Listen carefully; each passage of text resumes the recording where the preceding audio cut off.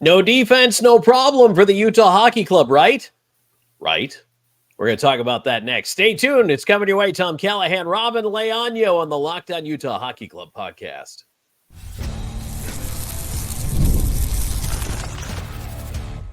You are Locked On Utah Hockey Club, your daily podcast on the Utah Hockey Club, part of the Locked On Podcast Network, your team every day.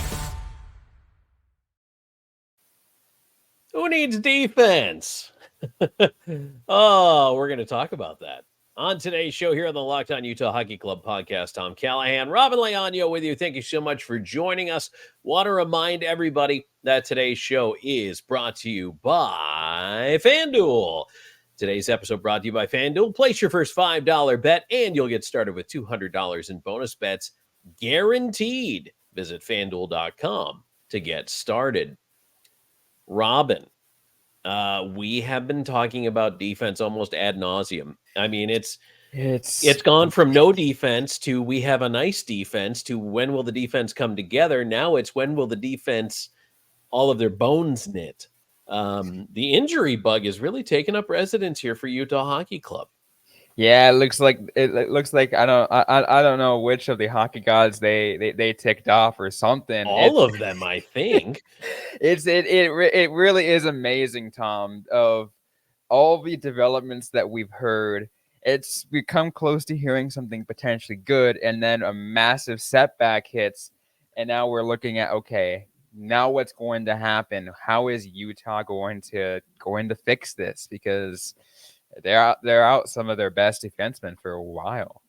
And so, Robyn, just to recap, we might have some new fans joining the show. If you are new, first of all, thank you. We appreciate you making us your first listen every single day and checking out what's going on with the Utah Hockey Club. If you are new, also, please like, subscribe, and follow. You can get us anywhere you get your podcasts and also on YouTube. So please follow along there. Click the bell. That's how you get the alerts when we drop new episodes. So to review, defensive injuries. So John Marino has not played a game, was injured sometime in training camp. And now we have an update the other day from head coach Andre Tourny saying not weeks, but months. So that on top of Sean Durzi, his update was surgery and 4 to 5 months. So now, even if months, which is plural, is only 2 months for Marino, November, December, meaning he's back in January, we're looking at until the new year here, missing 2 major blue liners for the hockey club. And Robyn, I mean, other bumps and bruises aside, we wondered how they were going to come together, how they were going to do. Number one, kudos to this team for going out and beating Boston in overtime. Oh, 100%. On the weekend. That was an awesome win. But number two, now the vultures are circling in the NHL, right? Every general manager that wants to take advantage of Utah's moment of need right now, I'm sure, is blowing up the phone lines to Salt Lake. Oh, yeah. The asking price has now gone through the roof, and they realize that. And we're like, well, you guys had a good start. We're not gonna help you guys out. No one wants to help you. We're not gonna help you out. Why would we? And it's really gone to show. And I think that's kind of what's going to be the biggest challenge for Bill Armstrong is how is he going to navigate this? People have said, hey, let's go look at the trade market. Yeah, sure. But I just don't think Bill Armstrong is comfortable giving up an arm and a leg at this point. And even a name that I threw this out on X, I asked people who they would come at me with. And I said somebody you wouldn't overpay for. Well, all the Leafs fans are dying to get rid of Timothy Liljegren. He's sitting. He's in the first year of a 2-year deal. Doesn't really seem to fit in the plans right now. We'd be doing, Utah would be doing Toronto a favor if they took him. Honestly, yeah. Like the Leafs clearly just don't have a use for him. But what is the price? So I was looking at free agents, and that was my musing, is to see, who's out there. There are a bunch of free agents out there, but I heard everything suggested from Arbor Jackeye out of Montreal, which I don't really think makes any sense. Also, Jackeye really, I think the bloom is off the rose there as far as that goes. But, like I say, a lot of people threw a lot of names at me. most of them didn't make a lot of sense because you're going to overpay for them. So that's why I like the free agent market. Now, those who said John Klingberg, I like Klingberg too, but he's coming off double hip surgery. He's months away. He's not ready yet either. So he's off the list for immediate help. So that kind of narrows it for me. Justin Schultz, Kevin Shattenkirk, Mark Giordano, who we've talked about last year, was the oldest player in the NHL. Kalen Addison is another guy who's out there we really haven't talked much about. But Robyn, I don't know. It's not that Utah doesn't have the cap room. They do. But do they want to give something up to get something? Because at this point, that other teams are not looking for draft picks. They want a player who's going to be an everyday player. And Utah, I don't know that they have a guy to really give away here unless the trade absolutely makes sense. But even so, players that you have multiple ofs, to me now, are kind of like the Yamamoto, Doan, Spicy Tuna rotation, right? Like that seems to be your extra forward rotation right now. One of those guys might make sense, but what are they bringing back? Yeah, it's really. And I can get rid of Doan or Spicy Tuna. Yamamoto just got here. I don't know how I feel about him yet. Yeah, I think that's the thing. I don't think, and I don't think people. I don't know how, like, there's a certain amount of fan base would forgive Bill Armstrong for even getting rid of some of those players. You really can't get rid of Doan. No, you can't get rid of Doan. And Spicy Tuna kind of already cemented himself as a fan favorite. You can only imagine what that will do to the fan base. It's really interesting to see how that goes. What's interesting is some of the players that you mentioned earlier as potential targets were actually mentioned on our YouTube comments early over the weekend, like Shattenkirk and Schultz and Gio. Looks like someone even brought up as a potential trade target and Troy Stetcher. Bring back for another redemption tour with that organization under Andre Tourné. It'd be interesting, but it's, again, what do you got to give up? Yeah, and you know what? The teams that are also kind of desperate right now and maybe looking to make a move are probably looking for answers defensively, such as your 25 goals against Colorado Avalanche. What is going on with the Avalanche? Nashville's 0-3, Colorado's 0-4, San Jose and Vancouver haven't won a regulation yet. So, I mean, the questions loom for those teams in the West. And if we look over to the East, everybody's got at least one win, but the Sabres are 1-3, Columbus 1-2, Detroit 1-2. Like, not a great start for those teams. Washington's only played 2 games, so they don't know who they are yet. But, it's kind of interesting to me the way things are shaping out, that I think I felt worse before the win over Boston. And then when they beat Boston anyway, and both goals came from defensemen, I don't know. Maybe I took that as a little bit of a sign, but maybe it's going to be okay. Maybe you could find a free agent to plug in the gap in the meantime. But does that, Robyn, now make you wonder if you just beat, Boston, albeit in overtime, but it was still a fairly low scoring game. Does that make you want to try to run with it for a week or two and see what happens? I mean, at this point, I feel like you just got to see what happens for the short term. See if you can find something that works. They did sign, Utah did sign a defenseman over the weekend, to kind of at least shore up a little bit of that. Kind of like, hey, we got to fill some kind of gap here.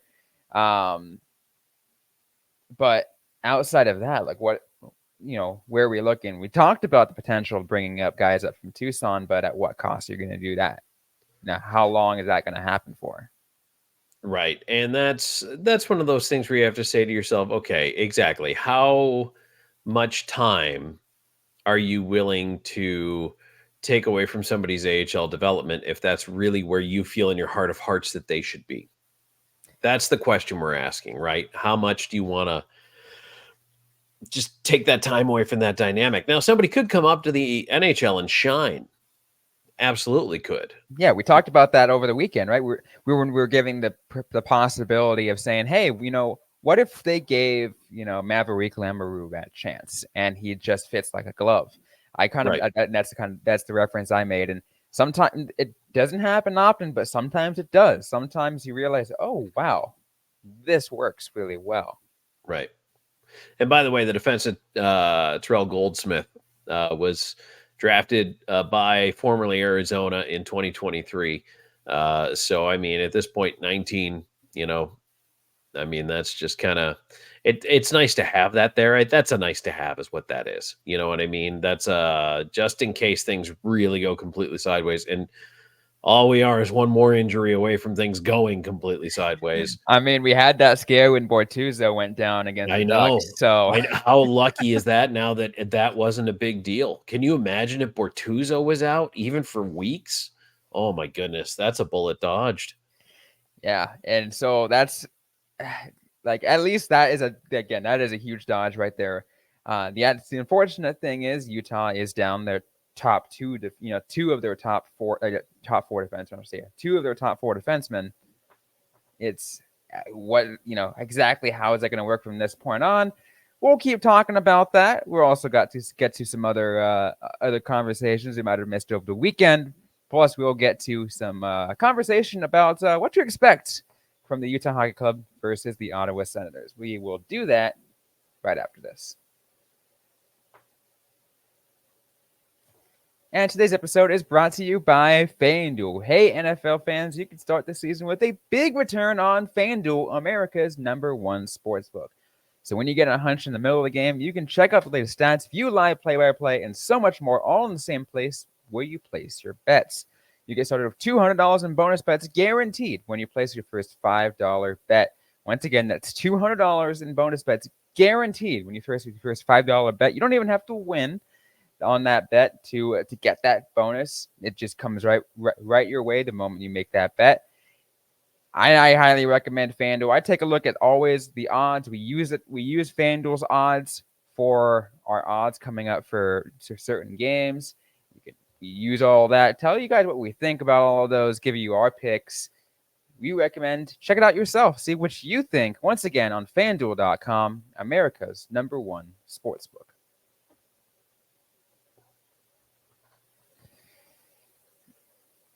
So let's keep things going. I want to ask you this before we kind of like try to see if we can move on a little bit from defensemen, Tom. But what's in the ideal world to you? Let's say this week or next week. What do you expect to see from the Utah's blue line? Well, and we will talk about this with Ottawa. I think for now, unless the perfect trade happens for you, if you get a deal where you'd say, boy, I just can't pass on this. It makes sense player wise, cap wise, everything fits, which I don't think is going to be the case. I think right now, a lot of what's being dangled is probably, let's say, disproportionate in the return. Yeah. I think that we're not going to see much. We might hear more about free agents than we hear about potential trades because let's face it, NHL GMs, no matter what side of this equation you're on, whether you're the team that is being hunted or if you're the hunter, everybody knows what the game is. We all know what's afoot here. There's no surprises. So I think that because of that, and because it is early, I mean, we're only a couple of games in. Yeah. There is time for Utah Hockey Club to remain patient and see if in the next couple of weeks things don't work themselves out. Now, on teams that are a little more cash strapped, look, they took advantage of the Lightning this summer. That's how they landed Sergachev, right? The Lightning needed to make room for Jake Gensel. So, and the Lightning lost Steve Stamkos in the process. The Leafs might need that room. And so an asking price on a player that they're not using, who's chewing up some cap space and sitting in the press box, it eats into that a little bit more every day. And so maybe that's when the price starts to come down. It's either that or, the target just doesn't make any sense for your hockey team. And that's the other thing too. Whoever's coming in here, Robyn, at the end of the day, you have to know that there are two players that are coming back that will probably slot in above you in the pecking order. They're not going out and making a trade for another #1 defenseman here. They're going to bring in somebody who's a mid-pack plug-in that if they're good enough can hang on to a 5-6 job when you get both those guys back. Yeah, absolutely. Like what they're gonna do is they're gonna move, let's say, like Michael Kesselring up to the first pair and kind of like essentially just like reshuffling things up. It's not the best, but they make it work. They make that work, and they find someone else to kind of fill up the rest of the depth on that middle or lower pair right there, just because that's what they need at this moment. Right. And I'd be curious to see how that free agency works, but I'm also excited to see exactly maybe how Bill Armstrong handles the that leftover the free agent market, because I think he's got the room for it, and I think that's the neat thing for Utah is they got the cap room for it. They do. They have the flexibility money wise, and if you get somebody on a 1-year deal that's on an expiring contract, you could always flip that player at the deadline if you're not in it. If you're a seller, Get him a rental. Yeah, I mean, there might be a team in the middle of a cup run that says, boy, we could use a Giordano, we could use a Shattenkirk. That could be the piece that really, we're really good now, but that could just be that little extra oomph we need to get us over the hump. So, there's the potential to have that as well. So I'm sure a lot of that plays into it. Now, look, if it's a guy coming in and says, I want term, I don't know that that's going to work for Utah either. So if someone says, I can fill that hole for you, but I want a 3-year deal, I don't know that that makes sense. I wouldn't do that. No, I totally agree with you on that. And I trust Bill Armstrong. I feel like up until this point, like I feel like he's made pretty smart decisions. And I've said this multiple times. Like every day, as I already know, I have that level of confidence with Bill Armstrong. He's built the team to what it is now. Why not him keep doing what he's doing? Yeah. Yeah. And I mean, you're not changing horses midstream here. You just want to see how everything shakes out. And the other thing that I like is they've had a patient approach in the past. There will be no knee jerk here. This is going to be a thought out reaction, whatever it is, and whenever it comes. So, and a little bit more injury news. This is more on the good I would say about a week ago, when they asked about an update about Nick Bukestad, they said it could be a couple weeks away. Now, since a week has passed, and it seems like they're optimistic it's coming sooner rather than later that Nick Bukestad is coming back and is going to get back into that lineup. And again, makes it a little more packed up front. So if the thought was to move somebody, you could. But I mean, I like it. A veteran guy, early 30s, definitely has a leadership role on that team, whether or not there's a letter on the sweater. And I think that, having that veteran presence there helps this team. It's also what's keeping them calm in the back end right now. That's why I look at a Bortuzzo and a Cole coming in this situation. They're the guys in the room, the graybeards are the guys in the room saying, all right, whoa, slow it down. Everything's okay. Let's all just take a deep breath. Yeah. We're only a couple games into the season right now. It's going to be all right. Now it's a long season and they know that. And getting Bukestad back does help. It does give you more flexibility, more options, different ways to play. And I think the good thing is, especially with how well Bukestad has played in the prior seasons, as well as how well he slots in with the middle six, whether it's, if you need him to slot him up on second line, it would be alongside certain players, or that third line. He is like the perfect middle six player for this team. It's like a little trade acquisition, isn't it? Except you know what you're getting. You're familiar with the player, and you know where you want to put him already. So I like it. I think it is a nice little boost for Utah Hockey Club up front. So just get you guys a little bit excited. He will be back soon. Again, sooner rather than later. No exact timetable, but it does sound like it is coming up. So just get ready for that to come. Maybe see a little bit extra oomph on that offense. That's then that forward crew that's already pretty strong as they've shown off in the beginning of this season. Yeah, scoring goals is never going to be the problem. The forwards continue to do their job, and they've done the work. And I like what they have up front. I really do. I think it's a nice lineup, and if they can continue to grow together, and now maybe you get a little shot in the arm too from Bukestad coming back. I don't see why, Robyn, that they can't go right out against Ottawa and take care of business. Speaking of Ottawa, let's go ahead and talk about that game coming up. We'll do that right after this. Today's episode is also brought to you in part by Indeed. We're driven by the search for better, but when it comes to hiring, the best way to search for a candidate isn't to search at all. Don't search, match with Indeed. If you need to hire, you need Indeed. Indeed is your matching and hiring platform with over 350 million global monthly visitors, according to Indeed data, and a matching engine that helps you find quality candidates fast. Ditch the busy work. Use Indeed for scheduling, screening, and messaging so you can connect with candidates faster. And Indeed doesn't just help you hire faster. 93% of employers agreed Indeed delivers the highest quality matches compared to other job sites, according to a recent Indeed survey. Leveraging over 140 million qualifications and preferences every day, Indeed's matching engine is constantly learning from your preferences. So the more you use Indeed, the better it gets. Join the 3.5 million businesses worldwide that use Indeed to hire great talent fast. And listeners of this show will get a $75 sponsored job credit to get your jobs more visibility at Indeed.com/lockedon. Just go to Indeed.com/lockedon right now and support our show by saying you heard about Indeed on this podcast. Indeed.com/lockedon. Terms and conditions apply. Need to hire? You need Indeed.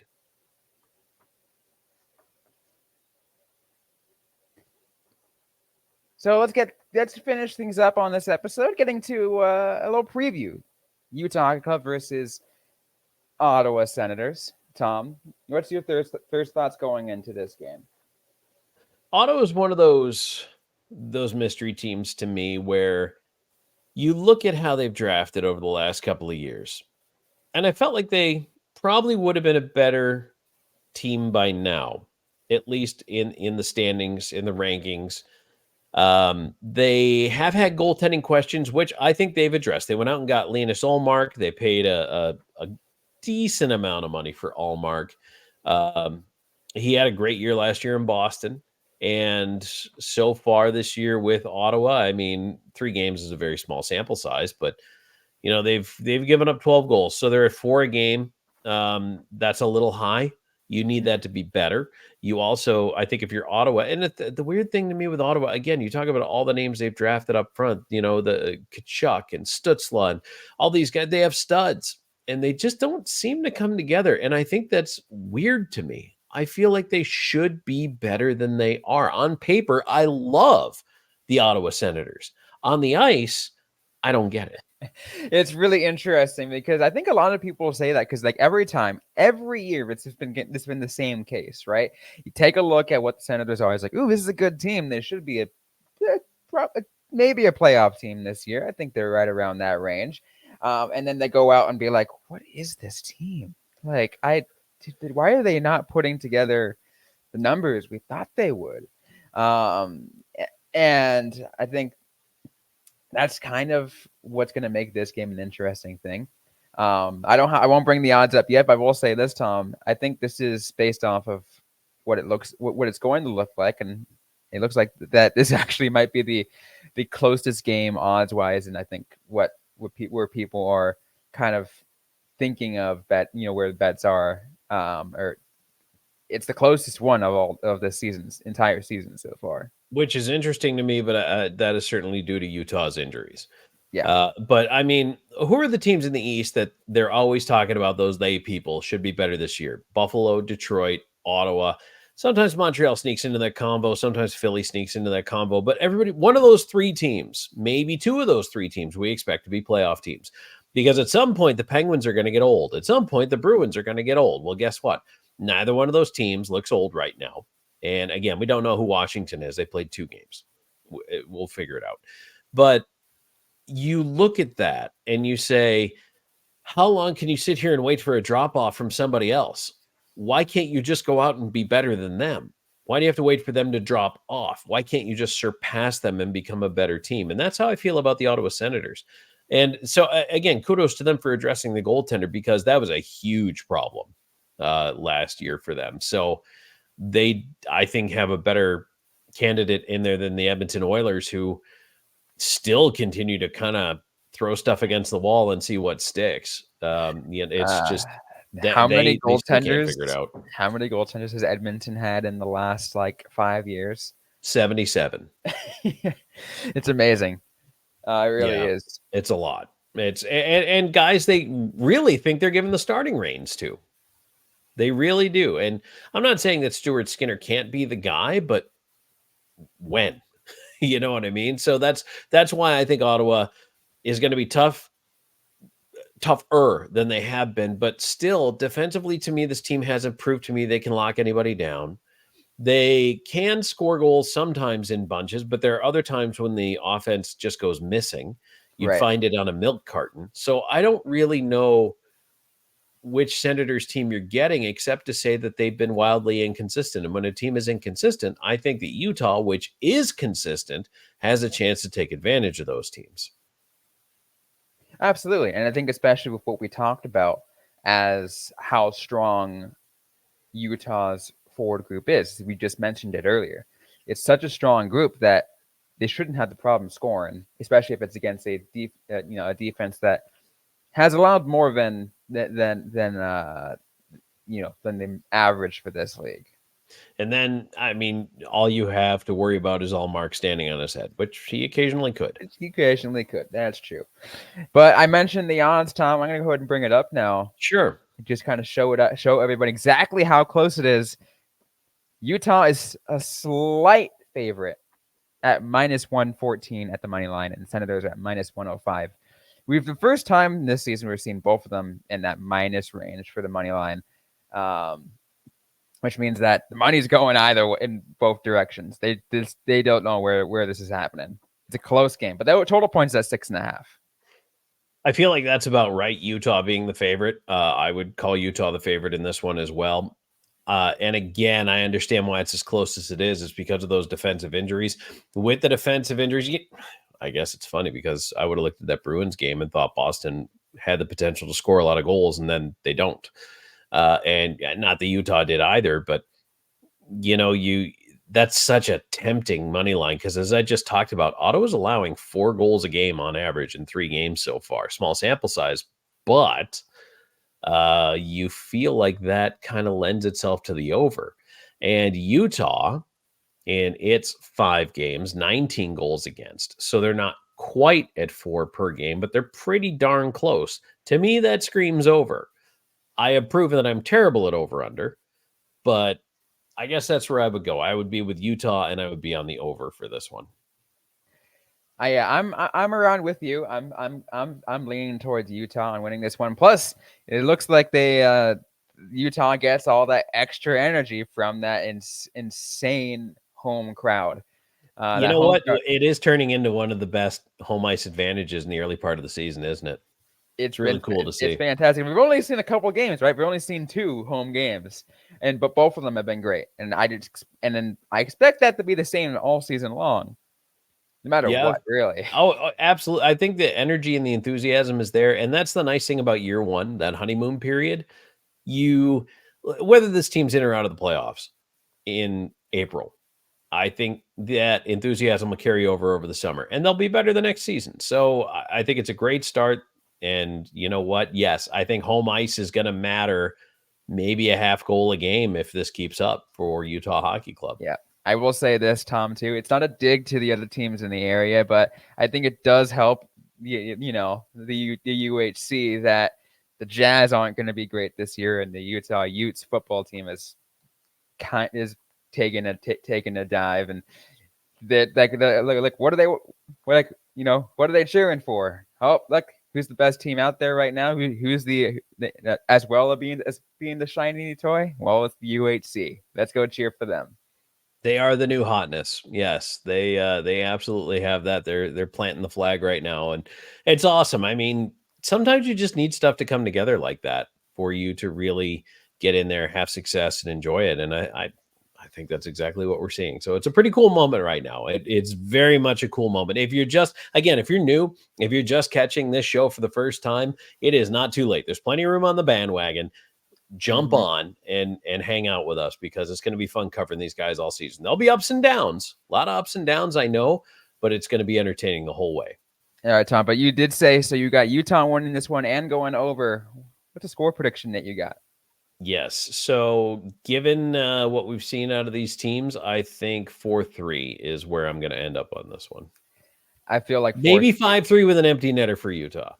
That's I think those are probably the bet teams would be the safe bet option, right? If either 4-3, 5-3 with the with an empty net on there, because sometimes that just kind of throw those betting lines out of whack, right? Because those empty nets happen out of nowhere. Sometimes you just don't know it. But it's like the garbage time touchdowns where you're throwing stuff at the screen because somebody scored and they weren't supposed to. Yep. Yep, exactly. But I like it. I feel like I'm going to be with you on that one. It's hard to disagree when we're kind of like at this point when there is still a small sample size and we're just kind of going off the same info here. Right. Well, all right, fine, Robyn. I'll take the under. You can have the over. You're gonna take the under? I'll take the under. All right. You're gonna just to be contrarian, because you know what? I think I always mess it up when I pick it. So the only time what I wouldn't pick. The only time we actually have something where it's something different was when we pick our anytime goal scorers. Yes. Yes, you that have is one. True. You know what? I'm going to stick with the defense. Offense from the defense here. I'm going to go Sergachev. I mean, Sergachev's got a mean shot. I certainly can see that happening. I'm trying to see who,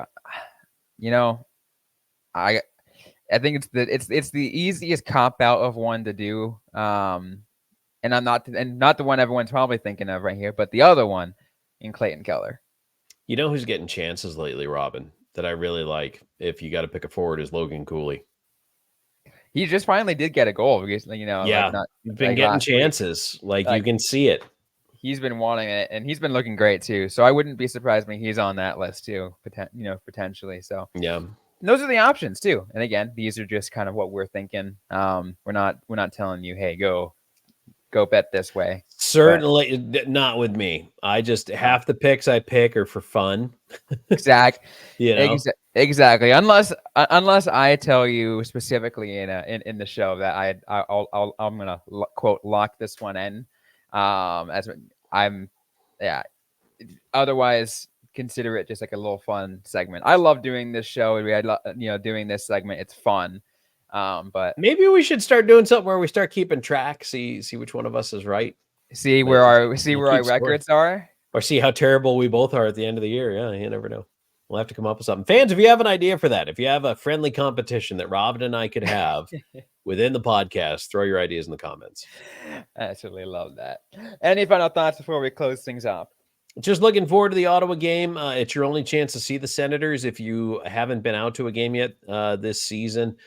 Keep in mind, a lot of teams only visit once. So, but the way the NHL schedule is, everybody does come to the barn at least one time. So this is your one chance to check out the Sens and hopefully check out a Utah Hockey Club win. Yeah, we'll definitely hope that happens, and we'll look forward to it. That's going to be it for this episode of the Locked On Utah Hockey Club podcast. If you liked what you heard, don't forget to leave a review, to like, comment, subscribe. If you have yet to already, we're available everywhere you get your shows. Amazon Music, we're on Sirius XM, Spotify, Google, Apple, and of course on YouTube. Don't forget to interact with us on social media. We're on Facebook and Instagram, Threads, and X at LO_NHL Utah. I'm personally at Robyn_Leano. Tom Callahan is at Callahan on air. You can interact with us. You can ask us any question. We'll answer right back, or in a future episode of the Locked On Utah Hockey Club podcast. And of course, if you want to get some extra one-on-one time with us and get some, access to mailbag questions, or get access to exclusive content, any one of that, send us a text to 801-760-9033. That's 801-760-9033. We will have a lot coming in on that as the season continues to progress. And there's no better time than now. As Tom said, why not jump on the wagon now? And that's just the best way to jump. One of the great ways to jump on the wagon and be a huge fan is to subscribe to our text club, to become a Utah super fan, to better time to do it. Your first 14 days are always free. One more time, 801-760-9033. Thanks again, everyone, for listening to today's episode, and we'll see you guys next time.